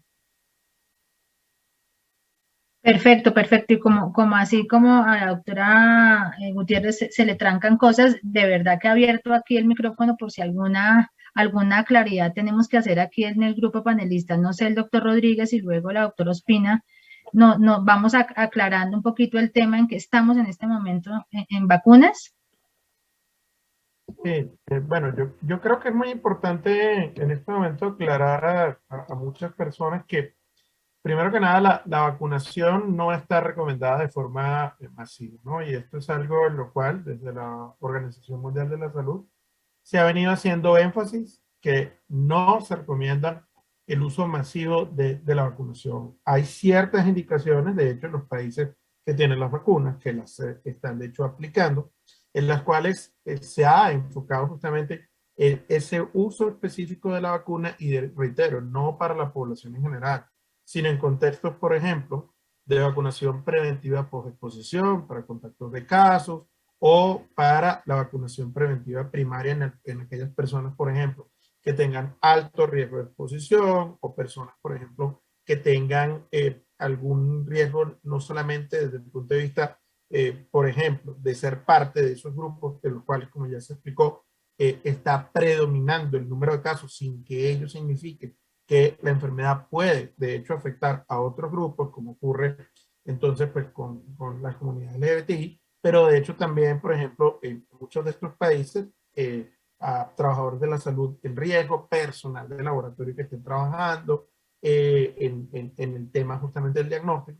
Entonces, hay que tener, yo creo que primero que nada, esa claridad, es decir, no hay una situación, digamos, de la misma urgencia que teníamos cuando inició la pandemia de COVID-19. Yo creo que ese es un punto muy importante que hay que diferenciar. Vemos que nos preguntan a veces en los medios y es como a veces como esa presión que no, que mire, ¿qué pasa con las vacunas? Que no el gobierno no ha avanzado. No, ya va, calma.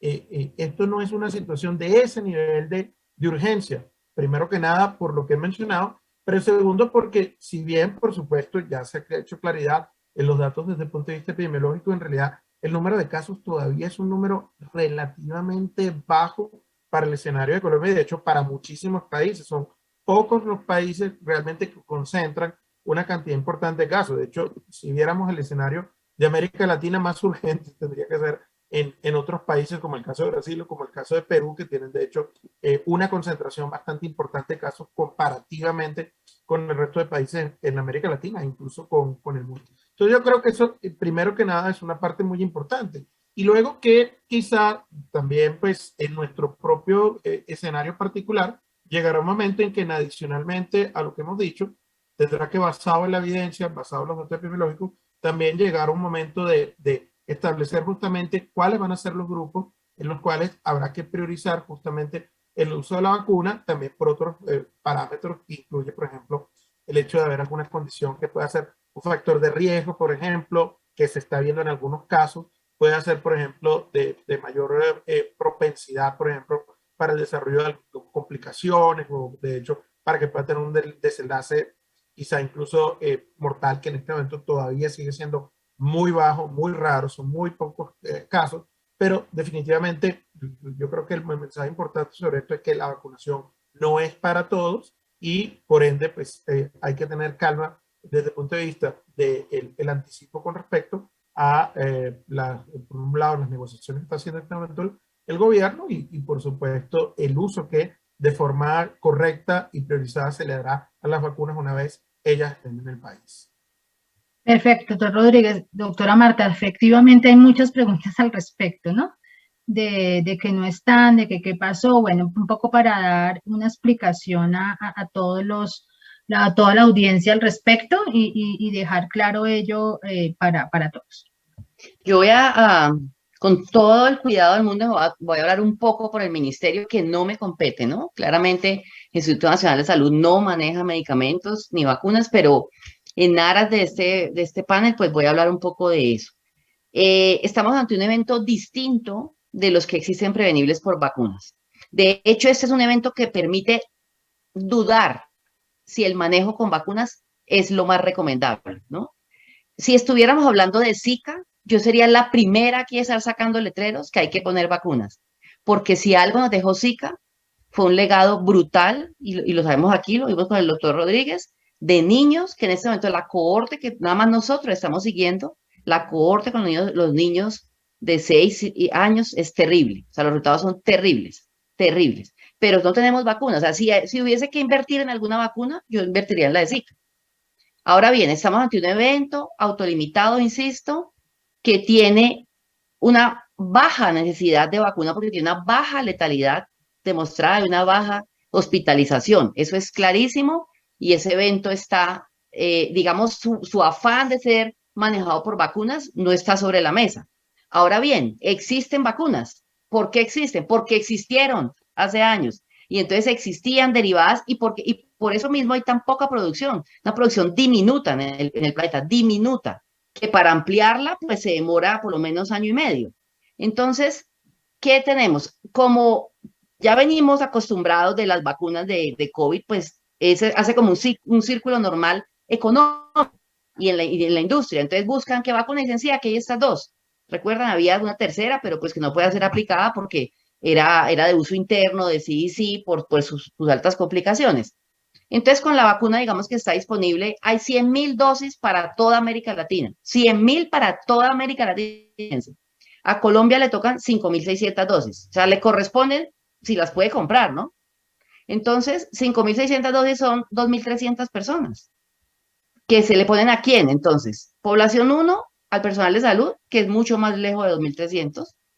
O población 2, al personal post-exposición, en de las cadenas de contacto, parece la opción más lógica, porque al tener ya la exposición y al estar el individuo identificado, pero estar dentro de los 4 días a la exposición, pues podría vacunarse. Opción número 3, vacunar las subpoblaciones a riesgo. Ningún escenario perfecto.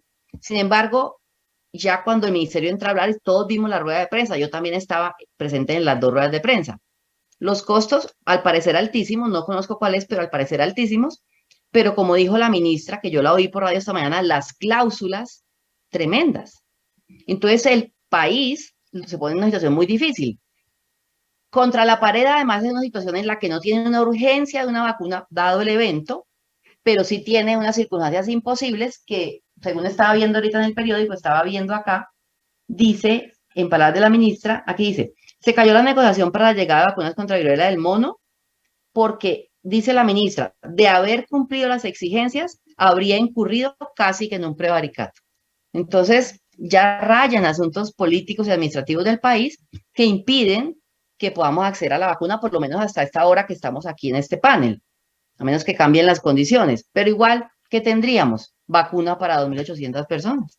Entonces, tenemos que seguir entendiendo que eso no es el fin del mundo, ni estábamos dependiendo de la vacuna, ni la vacuna nos va a cambiar la mortalidad y la hospitalización, como sí ocurrió en COVID, que está claramente comprobado, nos cambió la historia natural de la enfermedad, pero en este caso no es así, y lo que tenemos que reforzar es la educación, el cuidado y la contención de la propagación. Perfecto, Sí, doctora ahí Ospina. sí me gustaría Adelante, hablar. Sandrita. Sí. Bueno, yo soy pediatra y soy parte del Comité Nacional de Prácticas de Inmunización que asesora al Ministerio de Salud, entonces creo que en vacunas habría que decir dos cosas, apoyando también lo que Marta acaba de hablar. Primero, no olviden que las vacunas de COVID no eran lo único que existe. Tenemos un plan de inmunización de los mejores de todo el mundo, en donde los niños tienen que cumplir la vacunación, igual que en las gestantes, y hay población a riesgo que está vacunada. Cuando le preguntaba ahora a los niños o a las mamás si el carnet de vacuna, solo te sacaban el carnet de COVID y tenían atrasados sarampión, rubiola, las de los 2, 4, 6, 18 meses. Así que invito a todas las mamás, papás que tengan y también adolescentes que cumplen con vacuna de papilomavirus, que tenemos vacunas que previenen cáncer de hígado, como son hepatitis B y cáncer de cuello uterino, para todas las mujeres colombianas que pongan la vacuna de papilomavirus, que realmente lo que tenemos que hacer en este momento, uno, cumplir con el esquema de vacunación inicial. Dos, como decía Marta, una cosa es que uno contenga un brote con una vacuna que sea efectiva, pero aquí no hay efectividad, solamente hay una herramienta post-exposición, cuando el primer cuidado tiene que ser educación, autocuidado. Y si yo soy una población a riesgo, debo tener ciertos cuidados y precauciones para evitar el contagio con unos microorganismos que ya claramente sabemos que tenemos una predisposición especial. Y aquí es muy importante saber qué es la salud pública, qué es lo que hace el Ministerio en vacunas, es cubrir las mayores causales de, por ejemplo, morbilidad, que tengan alguna alteración mental después, como mencionó con Zika, que yo por meningitis, por neumococo o por otro hemófilus influenza después tenga retardo mental, sordera, muerte, o que tenga una disabilidad a largo plazo o que tenga una gran capacidad para matar al paciente y que realmente ha mostrado efectividad. Todas las vacunas que están colocadas en el país han tenido un gran estudio y un gran discernimiento para hacerlo. Y es verdad, tenemos que ser costo beneficiosos. Una cosa es la vacunación de salud pública, otra la vacunación probablemente a nivel privado, donde yo pueda acceder a otras vacunas probablemente. Sí hay otras opciones, pero las vacunas del Estado son muy buenas en el momento y siempre se ha discutido en calidad y a favor de la comunidad. Por esto, si tenemos una vacuna que acaba con el presupuesto de todo el país para los siguientes 2 años para los niños, probablemente no se va a escoger una vacuna de estas, en donde vamos a sacrificar a todos los niños de Colombia para una población que, como dijimos, está localizada y que realmente es educación, prevención y sentido común lo que necesitamos. Así que, así como se habló de comunicación, los que nos están oyendo pueden difundir el mensaje, ayudarnos a enseñar que son parte de esto y apoyar la vacunación, porque hay que decirles sí a evitar todas estas cosas a los niños. Tenemos las herramientas, por favor, no dejen de colocar vacunas por unas falsas oportunidades de vacunación, ni que tiene fiebre, ni que acaba de tener gripa. La única contraindicación real de vacunar es que estoy hospitalizada por una causa grave. Gracias. Súper, muy vehemente, Sandrita, como siempre. Creo que esto es fundamental y era necesario decirlo porque a veces esta cortina de humo nos hace perder la vista de la otra realidad del país, ¿no? Que es esta ausencia de vacunación, además otras enfermedades dengue. El profesor Carrasquilla, pues creo que aquí hemos repetido varias veces en la palabra educación. Y creo que pues las sociedades, la academia, las universidades tienen acá un compromiso gigantesco, ¿no? Y creo que pues usualmente en estos campos de la ciencia y demás, pues tendemos a ser muy egocentristas y fragmentados e individualistas. Entonces creo que esta es una gran oportunidad, no sé cómo lo ve usted con toda su experiencia, de cómo deberíamos a acumular estas enseñanzas. Todavía hemos hecho muchos foros para ver qué nos enseñó la pandemia, pero creo que todavía tenemos que afinarnos, ¿no? Porque bajamos la guardia, nos vino en Colombia un pico respiratorio fuerte, que también generó mucha controversia en la manera como controlamos esas medidas de salud pública, pero entonces desde esa perspectiva, ¿cuál es su recomendación? ¿Para dónde deberíamos ir? ¿Qué deberíamos ir aprendiendo? ¿Y cómo deberíamos ir gestionando la educación? Una educación informada en la mejor evidencia de manera muy sencilla, ¿no? Para toda la población. Sí, Nancy, pero yo también tengo un trancadito, como decía la doctora María Fernanda, con respecto a las vacunas, ya desde un punto de vista global, compartiendo 100% todo lo que se ha notado. Además, tenemos una situación que se va a presentar lo mismo que se presentó con COVID, y es que los países ricos van a acaparar las pocas vacunas que hay disponibles. De manera que tampoco, aun cuando estuvieran indicadas, no podemos hacernos mucha ilusión, porque ya se han visto en noticias, en medios científicos y cosas por el estilo, cómo están tratando de acaparar las pocas vacunas disponibles que pueda haber para el virus de la viruela del mono. ¿Verdad? Que estamos ante una situación que es de inequidad y de desigualdad en todo el mundo, como se ha presentado en otras. Y me uno completamente al llamado de la doctora Sandra de la urgente necesidad de hacer una catch-up de los esquemas de vacunación en este país. Uno de los principales efectos, no en Colombia, en el mundo entero, fue el impacto que tuvo la pandemia del COVID en los esquemas de vacunación, y se están reportando casos de vacunas, de enfermedades inmunoprevenibles en muchos países precisamente por eso. Ahora sí, con respecto a la pregunta, la principal intervención en salud pública, sin ninguna duda, es la educación. Y la educación se tiene que dar. ¿Qué significa educación? En primer lugar, es generar conocimiento sobre las situaciones de salud, llámense enfermedades, cómo prevenirlas, cómo manejarlas, cómo hacer promoción de la salud. Y aquí vale la pena, ya que estamos ante una empresa respetable que representa un grupo muy importante que son aseguradoras, que tienen un nombre puesto que se llama empresas promotoras de salud. En su momento ahora tienen las administradoras de plan de beneficio, no sé qué cosas, pero su origen era promotoras de salud. La importancia de hacer verdadera promoción de la salud, y eso se hace con educación, con información adecuada, con transmisión de conocimiento, de generar cambios de comportamiento, de generar cambios de actitudes, de generar cambios de prácticas para poder hacer prevención.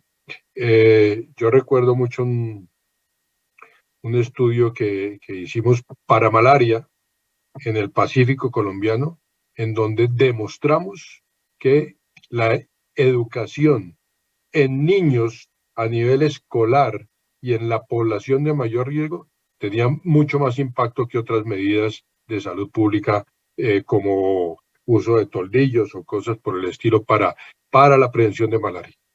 Porque la gente aprendía, ahí sí, a usar toldillos, a prevenir la picadura del zancudo, etcétera, etcétera. De manera que no hay ninguna duda que la estrategia más importante es generar esos cambios de comportamientos, de actitudes, de prácticas a través de la educación, y dirigirla a todos los grupos de edad, pero la educación a las comunidades y a los escolares. Los niños generan cambios de comportamiento en sus familias.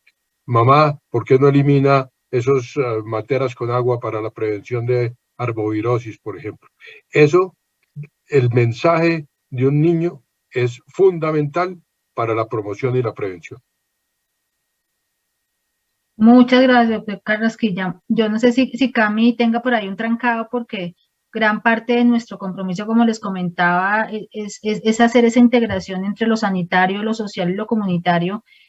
Cami tiene un proyecto lindísimo ya con datos que tienen que ver con ello en las comunidades de la Alta Guajira, y precisamente el recopilar ese conocimiento ancestral con lo que se puede llevar acá sin afectar y sin ser invasivos, ha generado un cambio importante en las comunidades. No sé si, Cami, corto, nos puedes comentar un poco ese impacto, y creo que son de conocimiento muy, muy sencillo, ¿no? No necesitamos grandes y compleja información, ¿no?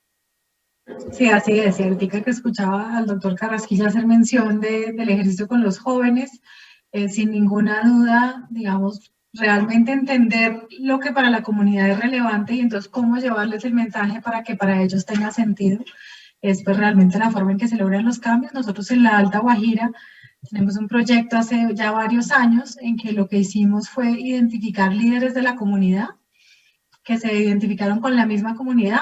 Hacemos una estrategia de gobernanza local en salud en la cual toda la comunidad se vincula a través de una conversación de entender para ellos qué es salud y bienestar, para ellos qué es importante, porque muchas veces lo que uno cree que para ellos es relevante, pues desde la visión cachaca de la comodidad de Bogotá, no lo es necesariamente para ellos. Y hacemos una identificación de cuáles son los activos de salud para ellos, que nosotros con visión cachaca, comodidad de Bogotá, pues tampoco somos capaces de verlos. Y ahí para darles un ejemplo, pues para ellos uno de los activos de salud más grande era un árbol que lograba darle sombra a todos los miembros de la comunidad cuando se quisieran reunir. Eso pues uno con visión de acá nunca lo va a ver. Tiene que haberse sentado con la comunidad para entenderlo y a partir de ahí las mismas comunidades identificaban líderes del territorio. La mayoría son jóvenes y muchas son mujeres que hemos formado como gestoras de bienestar en alertas tempranas en salud de las principales problemáticas que ellos mismos tienen, pero también en la identificación de sus propios activos, en las buenas prácticas que las mismas familias del territorio ya hacían, no con visión cachaca, sino con visión de ellos mismos, qué buenas prácticas tenían, y cómo ir transformando a partir de eso, pues esa realidad. Y lo que logramos el año pasado con una encuesta de reporte de salud que tenemos con ellos es ver la reducción de la prevalencia de enfermedades respiratorias, enfermedades diarreicas en alrededor de un 35% en ambas comunidades con las que estamos trabajando.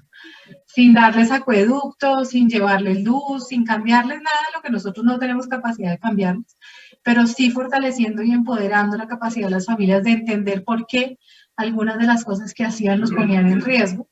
Y como decía Nancy, pues recuperando el conocimiento ancestral de sus plantas medicinales y devolviéndoselos a ellos en un libro en el que nosotros hicimos ese ejercicio de recopilación. Este ejercicio pues daba los resultados. Este año ya lo estamos iniciando en la zona alrededor de Mocoa y en la zona de Cauca, pues en la zona de Cajibío, en Cauca, donde esperamos pues tener resultados similares. Y esto pues nos ha servido a nosotros como también aprendizaje de cómo acercarnos a las comunidades y hablarles. Cuando yo hablaba de las regiones, no me refería a regiones en términos solamente de si la región Caribe o la región no sé qué, sino en términos de cuáles son las zonas donde es relevante tratar los temas. Entonces, pues el Zika fue más fuerte en unos territorios y no en otros, la malaria se encuentra en unos y no en otros, entonces pues no tendría sentido hacer una campaña de malaria en Bogotá. Esa la hacemos en otro territorio. Entonces, un poco en qué regiones prevalece la condición, sea Bogotá o sea donde sea, y a partir de eso, como con la propia comunidad se construye el discurso. Hablarle a los guayús en una terminología que ellos no entiendan. Por ejemplo, para ellos hervir el agua era un concepto que no existía. Y todo el mundo llegaba a decirles es que ustedes tienen que hervir el agua, y ellos ni siquiera saben qué significaba esa palabra. Entonces, pues eso seguramente nos pasa en muchos otros contextos, y ahí es donde se vuelve relevante pues empezar un diálogo con la propia comunidad para entender ellos qué están entendiendo y cómo ellos mismos construyen esas estrategias de comunicación que hace que podamos llegar a más personas. Nosotros, por ejemplo, con el COVID hicimos un mensaje de nuestros gestores que ellos a su vez tradujeron a su noción, no solo en Guayunaiki, sino a lo que ellos, digamos, a cómo decir en idioma guajiro lo que nosotros queríamos decir, y ese fue el mensaje que después masificamos a través de las radios locales como una forma de apoyar, pues obviamente el tema de prevención del COVID en la Alta Guajira. Entonces, pues yo creo que en ese tema es muy importante también saber escuchar al territorio para que las estrategias de comunicaciones les queden, y estoy totalmente de acuerdo con los que planteaban que el colegio debería ser un punto de partida esencial para esa transformación. Muchas gracias, Cami. Doctora Bernal, desde la Asociación Colombiana de Sociedades Científicas, no sé cuál sería el plan que se ha venido desarrollando para fortalecer estos procesos de comunicación y alfabetización en salud, dado que recoge pues un gran número de las disciplinas que son de vital importancia, para que nos ilustre. Por acá ya veo que está por ahí en camino del aeropuerto. Sí, qué pena, yo tengo un vuelito acá, tengo que retirarme, es probable que el sonido no me deje oír muy bien, pero nosotros tenemos como labor misional todo el tema de educación profesional, todo el tema de investigación, porque nosotros consideramos que nuestros asociados tienen que tener óptimos conocimientos para poder dar lo mejor de ellos y de nosotros para la población colombiana que tanto lo merece. Es así como nosotros en el tema de este tema, igual que en los otros temas, tenemos la mayoría de las asociaciones trabajando, produciendo conocimiento, recolectando, publicando, investigando, advirtiendo, alertando y capacitando a los equipos básicos de salud para poder enfrentar esta otra nueva amenaza a la que nos vemos envueltos los pobladores colombianos y las que sean necesarias y las que vengan. Muchas gracias. Gracias, doctora Bernal. Doctora Sandra Beltrán, es que tengo muchas preguntas con respecto al tema recomendaciones en escuelas, ¿no? En las escuelas y colegios, que creo que también desde la Sociedad Colombiana de Pediatría se ha venido trabajando todo este tema, ¿no? Que no solamente que pues no aplica para la viruela, sino para todos los retos que han tenido los niños en este primer semestre, ¿no?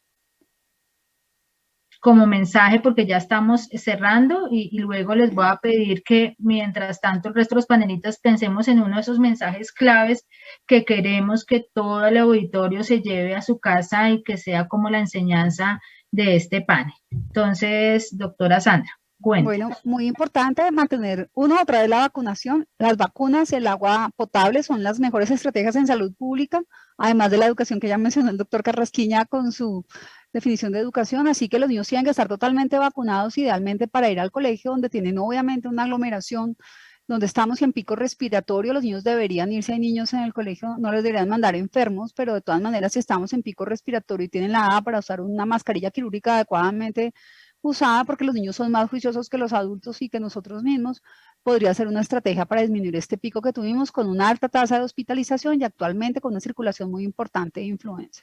Enseñar a los niños el lavado de manos y evitar sí que los niños, ojalá si tienen síntomas respiratorios, vayan al colegio. Es un aislamiento de 5 días. Igual si uno puede actualmente, tiene gripa o síntomas respiratorios, pues obviamente también tener un aislamiento. Recuerden que ustedes tienen contacto con los abuelitos, con personas con compromiso inmunológico dentro de sus casas, que probablemente una gripa no va a ser solo una gripa, puede ser una causa de neumonía y muerte en ellos, porque no tienen las defensas iguales a las personas que tienen su sistema de inmunidad adecuado. Básicamente eso, la ventilación de los sitios y obviamente las medidas que tiene implementado cada plantel educativo, en lo que el COVID ayudó mucho a hacer un empuje muy importante en ellos. Entonces creo que es muy importante y bueno, la frase ya la dije, las vacunas y el agua potable son la mejor estrategia en salud pública, además de educación. Perfecto, doctora Beltrán. Doctor Herrera, para toda la comunidad de mujeres en embarazo, ¿qué podemos recomendar? Nancy, para las mujeres embarazadas y las no embarazadas, yo creo que, como decía Marta, no hay una población específica, pero yo sí creo que las mujeres están en una gran vulnerabilidad en este caso.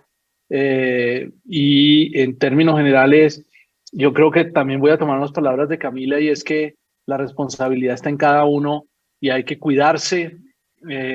Es muy, pero muy importante que en este momento tomen todas las precauciones necesarias y que por favor pregunten y que además de cuidarse estén muy conscientes de las situaciones cuando se va a buscar un embarazo, la importancia de planearlo de una manera adecuada. Gracias, doctor Herrera. Doctor Rodríguez.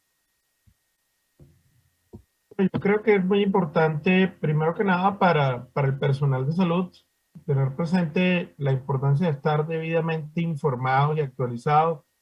Este es un problema que en este momento es dinámico, no solamente desde el punto de vista epidemiológico, sino también desde el punto de vista de la evidencia científica que se está generando. Y de igual manera, creo que es muy importante para la comunidad en general tener presente la importancia de estar debidamente informados, no caer obviamente en la desinformación, acudir a las fuentes oficiales, al Ministerio de Salud, al Instituto Nacional de Salud, a las asociaciones científicas como la Asociación Colombiana de Infectología, de Pediatría, la Asociación Colombiana de Sociedades Científicas, etcétera, que estamos de hecho pues justamente a través de este tipo de espacios y por nuestros medios de comunicación, páginas web, redes sociales, siempre compartiendo información a la comunidad y también, por supuesto, personal de salud para estar debidamente informados. Yo creo que ese es un punto muy importante a reforzar desde el punto de vista justamente de no caer en el tema de la desinformación y estando bien informados, pues obviamente proceder correctamente en todo lo que tiene que ver y que hemos discutido durante la noche de hoy en relación a la prevención y a el manejo y todo lo que es obviamente la vigilancia y el diagnóstico que se hace de esta enfermedad. Doctor Rodríguez, doctora Marta. Creo que los compañeros de panel han dicho cosas ya muy importantes. Quiero completar básicamente que entiendo que vengamos, digamos, acostumbrados casi 30 meses a hablar de pandemia, pero las pandemias son eventos epidemiológicos extraordinarios, es decir, tienen unas características extraordinarias. Lo vivimos, pero se lo recuerdo, una población totalmente susceptible, una capacidad de estar muy alta, de desconocida a muy alta, como la vivimos, una capacidad de transmisión al inicio altísima en poblaciones completamente susceptibles, o sea, todo el mundo vulnerable, y la posibilidad de consumo de servicios de salud que superaría la capacidad misma existente en los servicios. Eso es un fenómeno extraordinario y eso tenemos que tenerlo presente para entender que eso fue una pandemia. No todo lo que venga va a ser pandemia, ni todo tenemos que volver tipo pandemia. Esto que estamos viviendo es una emergencia, es un evento que está emergiendo, tiene unas características, como bien dice la ESPI, como bien nos lo decía el doctor Carrasquilla, el doctor Morales, tiene unas características, dice pilas, hay que ponerse pilas, todo el mundo pilas, hay que hacer un ejercicio de control, los demás países deben colaborar, eso es una ESPI, pero eso no es una pandemia, no pandemicemos, digamos, todos los eventos emergentes y actuemos en consecuencia de lo que tenemos, sobre todo desde el cuidado y la participación consciente de cada uno como ciudadano en Colombia. Eso, todos apostando y aportando, podemos controlar este evento emergente y los que vengan, incluyendo los virus respiratorios de cada año. Perfecto, doctora Ospina. Doctor Carrasquilla, cuéntenos su mensaje. Nada diferente a lo que acaba de dar la doctora Marta Ospina. Realmente sí tenemos una situación importante, ha sido definida por la Organización Mundial de la Salud como un evento de salud pública de interés internacional, pero no es una alarma aterradora de millones y millones de casos como se presentó en el COVID-19. Es algo manejable a nivel personal, a nivel de grupos, a nivel de intervenciones mucho más fáciles en salud pública, que es la actitud personal, el comportamiento, el aislamiento, el buen manejo de la situación individual, de los vestidos, de la ropa, del lavado de manos, de utilizar mascarillas y de muy buena protección al personal de salud que puede estar expuesto a el riesgo de un contagio por el manejo de pacientes. Pero hay que manejarlo con toda la naturalidad, con toda la prudencia, porque no estamos ante una amenaza alarmante como puede serlo, como ya notó clarísimamente Marta, una pandemia que acabamos de vivir y que todavía no hemos acabado de salir de ella. Perfecto, doctor Carrasquilla, como Camila nos echó muchas vainas, sobre todo acá el único cachaco creo que es Mauricio, a que estamos muy cachaquizados, entonces cuéntenos ese mensaje de cierre, ya creo que la doctora Bernal se logró conectar para ya el mensaje final, para ya ir cerrando. Adelante, Cami. No, es que cachaco es cualquiera que no sea de allá. Bueno, esa es otra definición. No, doctor Rodríguez. Cualquiera. O alijuna si hablamos desde La Guajira. No, yo creo que hoy hay un mensaje central, yo creo que ha sido muy importante y es ¿no? Y eso creo que tal vez lo dijo la doctora Marta Ospina, y es, al final del día vivimos rodeados de este tipo de eventos, unos más grandes como fue el COVID, otros más pequeños como son los virus respiratorios todos los años, hago así porque pequeños normalmente no tienen tanto, pero al final del día hay un tema de corresponsabilidad, de ir aprendiendo en cada uno de estos eventos el rol que cada uno de nosotros juega, la importancia de verdad de la autoconciencia y corresponsabilidad en el proceso del cuidado de los demás, que no va solamente ni del COVID ni de esta viruela, sino en términos generales de todo con lo que hemos ido identificando. Pasa por las vacunas que nos han insistido, con las que estoy totalmente de acuerdo, en términos generales del esquema general de vacunación, pero también de la corresponsabilidad, por ejemplo, no mandar a nuestros hijos al colegio cuando tienen síntomas respiratorios que pueden, por consiguiente, disparar una cosa que no es una pandemia, que no es el COVID, pero que igual pues pone una demanda sobre los servicios de salud e impacta a otros. Entonces yo creo que el gran mensaje para los que estemos hoy conectados es un tema de corresponsabilidad y de entender que este problema no es un problema del sistema de salud, no es una responsabilidad ni de las EPS, ni de las clínicas, ni de ninguna de las instituciones a las que les debemos echar la culpa, sino es una responsabilidad de cada uno de nosotros de ser capaces de realmente entender la importancia de nuestro rol en el impacto que eso tiene en la sociedad. Perfecto, Cami. Doctora Bernal, para el cierre. Bueno, muchísimas gracias. Finalmente, reforzar la responsabilidad individual y la responsabilidad social que tenemos todos, en tanto ciudadanos colombianos, y la capacidad que cada uno tiene de introyectar su responsabilidad y de cuidarse y de esa manera cuidar a los demás, pero también como miembros de un equipo de salud, que somos responsables o corresponsables con las personas en el cuidado de la salud. Es básicamente eso, es estarnos actualizando, es estar investigando, es estar alertando, es estar advirtiendo, porque tenemos los materiales, tenemos la información. El doctor Rodríguez, que está allí, que es de nuestra sociedad de infectología, ha hecho muchas publicaciones. Seguramente todos los que estamos aquí conectados hemos leído mucho al respecto, pero la cosa es que tenemos que ponerlo en práctica y tenemos que asumir la responsabilidad individual y la responsabilidad social.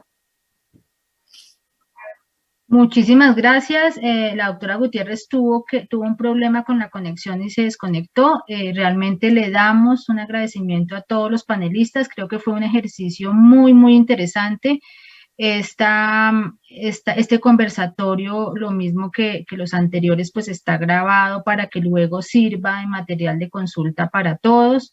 Nuevamente, creo que ratificamos nuestro compromiso, y creo que el compromiso de todas las instancias que están aquí representadas, de la academia, las sociedades, el Instituto Nacional de Salud, y además todas las organizaciones, y a través de CAMI muchas de las organizaciones comunitarias y de pacientes que se pudieron conectar, de que realmente podemos trabajar, el mensaje es de manera colaborativa y en equipo. Creo que la pandemia nos puso de relieve que de no hacerlo así, pues no tendríamos muchas opciones. Segundo, que esto que estamos haciendo hoy es una estrategia real de salud pública, así como lo mencionaba el doctor Carrasquilla, el compromiso, concentrarnos en la prevención y la promoción de la salud. Por esto nuestro mensaje siempre es muy salutogénico. Tenemos responsabilidad con gestionar la enfermedad, pero sabemos que realmente la esencia de la salud está afuera del ámbito sanitario y tenemos que hacer una potente atención primaria muy vinculada con la comunidad, y creo que esta es parte de ese compromiso. De verdad, muchas gracias a todos, a todo el auditorio que estuvo muy atento, y esperamos haber resuelto todas las preguntas. Muchas gracias. Muchas gracias, doctora Nancy, y a todos por compartir. Muchas gracias, doctor Carrasquilla. Les iba a pedir si prendían su cámara para tomar la foto de cierre antes de que nos dé la encefalopatía. Creo que Linda, la doctora además se te va a contar el avión, que la pobre lo que ha sufrido. Claro, pero ya se está tomando su cafecito, entonces ahí ya podemos. Mauro, creo que tú eres el viaje, doctora Dora. Sí. Muchas gracias, señor Rodríguez. Perfecto. Creo que ahí ya, Linita, ya lo pudiste tomar, sí.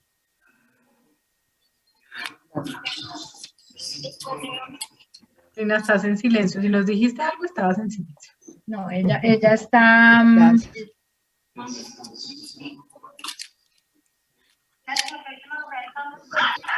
Ahora sí, perfecto. Listo. Muchas gracias a todos. Muchas gracias a todos, que tengan un buen descanso. Buenas noches para todos. Hasta luego.